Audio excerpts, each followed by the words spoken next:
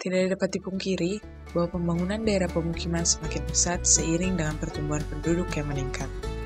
Menurut data BPS tahun 2013, tercatat pertumbuhan penduduk selama 25 tahun mendatang terus meningkat, yaitu dari 238,5 juta pada tahun 2010 menjadi 305,6 juta pada tahun 2035.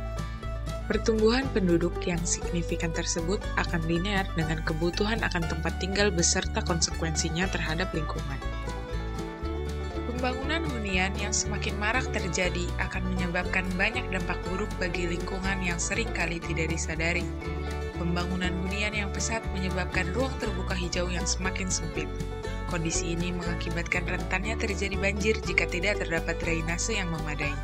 Terjadi kekeringan di musim kemarau karena kedalaman sumur semakin bertambah, juga penurunan kualitas air akibat sistem septic tank yang belum terpusat.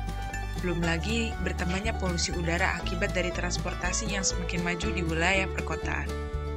Meskipun terdapat banyak dampak negatif dari pembangunan hunian, kita semua tahu bahwa hal tersebut tidak dapat dihindari, sehingga diperlukan usaha-usaha untuk meminimalisasi dampak negatif tersebut, salah satunya dengan penerapan green building. Menurut Peraturan Menteri Negara Lingkungan Hidup Nomor 8 Tahun 2010, bangunan ramah lingkungan atau green building adalah bangunan yang menerapkan prinsip lingkungan dalam perancangan, pembangunan, pengoperasian, dan pengelolaannya dalam aspek penting penanganan dampak perubahan iklim. Prinsip lingkungan yang dimaksud adalah mementingkan unsur pelestarian lingkungan. Menurut Green Building Council Indonesia atau GBCI, kriteria bangunan rumah yang memenuhi konsep green building yang pertama adalah penggunaan lahan seoptimal mungkin dengan menempatkan perumahan pada lokasi yang strategis, yang dekat dengan infrastruktur pendukung, aksesibilitas komunitas, transportasi umum, dan drainase untuk penanganan air limpasan. Yang kedua adalah rumah hunian yang didesain dengan menghemat energi, dengan memperhatikan sumber pencahayaan alami dan ventilasi udara yang cukup, sehingga memerlukan pendingin udara seminimal mungkin, serta menggunakan sumber energi terbarukan seperti panel surya jika memungkinkan.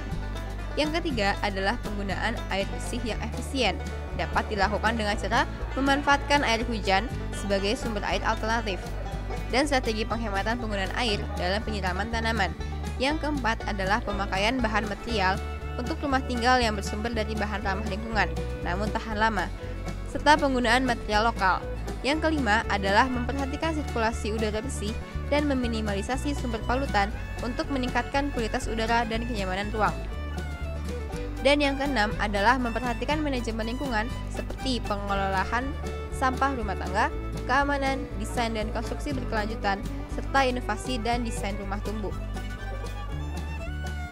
Dengan pembangunan hunian yang tidak dapat dihindari ini, harapannya penerapan green building dapat menjadi salah satu solusi untuk mengatasi berbagai masalah lingkungan yang ditimbulkan.